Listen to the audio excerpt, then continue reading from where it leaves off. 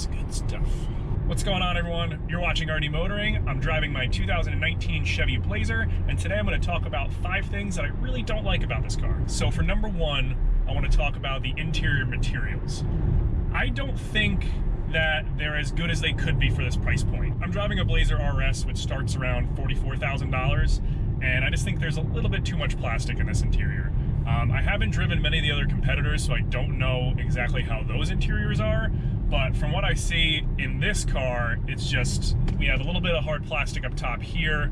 The armrests down below are kind of covered in like a squishy pleather material, but right underneath that is also hard plastic.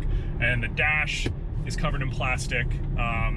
There's a little bit more down here by the center console. Overall, I just wish there was a little bit more soft touch materials in this car, particularly on the doors and even really the top of the dash. I mean, down below, I don't mind it as much because it's not something that you really see, let alone touch. But as far as places that are constantly in your line of sight, you know, constantly being touched and everything, I wish that they just use a little bit better of a material for those sections. The second thing that I really don't like about this car is that there's no button to turn off the auto stop start. Now, this is a 2019 model. I believe the 2020s and 2021s put a button next to the hazard light switch, but for this particular year, there's just no way to turn off that feature. There's no option for it in the infotainment screen.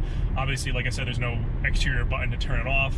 And it's not that I don't like the feature. It really doesn't bother me too much when I'm driving. When I first was driving it and first was getting used to the car, it kind of did bother me because I've never had a vehicle that had that feature before. I mean, I've driven them, but I've never owned one. But it's smooth enough to where it really doesn't inhibit on your driving at all. I mean, as soon as you let off the brake, it'll start right up. If you're sitting a little bit too long to stop, it'll just start right up fine. My biggest issue and concern with that feature is that I just don't see how it's good for mechanical components of the car. You're just working certain components, you know, especially like the starter, just 10 times more than you normally would. You know, on a normal trip, you'd get in your car, start it, drive to the destination, turn it off. That's it. But with this feature, every single stop sign, it'll turn off, turn on. Every single, you know, traffic light, same thing. Occasionally, it'll do it when you're sitting in traffic. And over time, I just really don't see how that can be healthy for the mechanical components. Every company says that it doesn't affect the lifespan of the starter or the battery or anything like that, but honestly, I just don't believe it. Moving on to the third thing that I really don't like about this car, and that's just the buttons on the steering wheel. Now, the buttons that are towards the inside of the steering wheel for your voice controls, declining calls, heated steering wheel, and the adaptive cruise distance, they're not buttons that you push straight in. They're actually kind of on a lever. So the only way to actually push them in is to press one side. So it's usually the outside of the buttons. I know this is getting really in depth, but it's kind of annoying because there's been a couple times where I went to push it and it just won't push in because I'll push too far on the inside of the button. It's just kind of a little thing that makes it unnecessarily difficult sometimes. But the other thing about the steering wheel controls is the arrows on the outside of the controls. So you have left and right arrows on each side, or buttons, whatever, that are actual buttons. And then in order to go up and down, there's a scroll wheel. Now there's arrows on the plastic part, so it kind of looks like a button at first, but you can't actually push in that part of it. You have to use a scroll wheel to go up and down, and then the arrows to go left and right. I don't know. I mean, either just use a scroll wheel for all of it, kind of like, I think how the Tesla steering wheels are, where they just have a little, like a roller, where you can go left, right, up, or down, or just use buttons for all of it. There's no reason to mix a scroll wheel and arrows. It's just kind of one of those things that made it a little bit too complicated than what it needs to be. The fourth thing that I really don't like about this car is the gauge cluster screen. Now, the screen is fine, the resolution, everything is great, but I think they could have used the space a little bit more efficiently. Now, I used to have a Cadillac ATS that you've seen on the channel, and that actually had a pretty small screen at the bottom. It was about, maybe 6 inches by like 1.5 inches tall, and that was incredibly configurable and useful. I had 3 main things on there. I would have my total range left in the fuel tank, I would have my digital speed readout, and then my tire pressure for all 4 tires on the right-hand side. And I could see all that at once.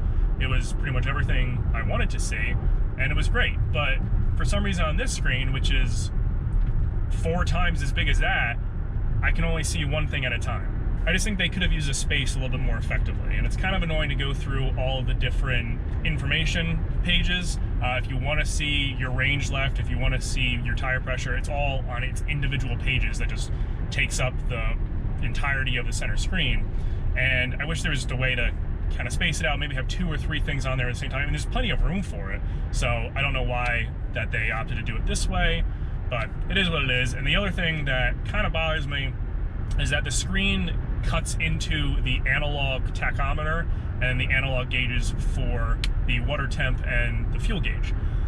And so on the right hand side you have your voltage for your battery, on the left hand side you have oil temperature. So I don't know why the average person needs to see both oil and water temp, but they're there.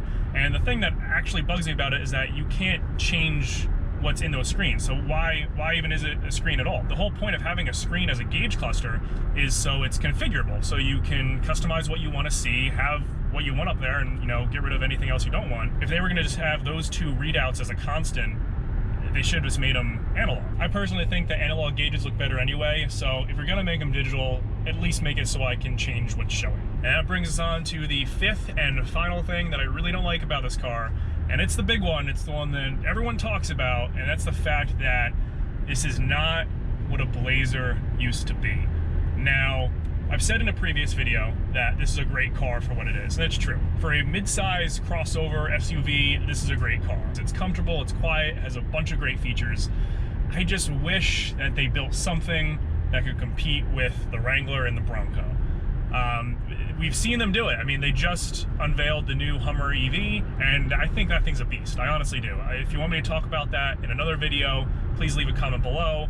But it shows you that GM knows what they're doing in certain aspects of that and how to build an actual off-roader. And for me, and what my personal tastes are, I would have liked to see, a smaller body-on-frame version, use the frame off the Colorado and build us an actual competitor in the affordable off-road market.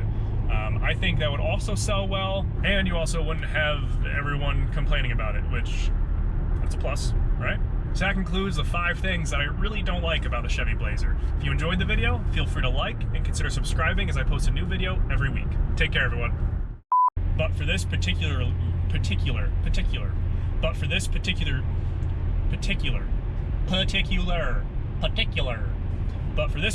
year, I forgot what I was gonna say.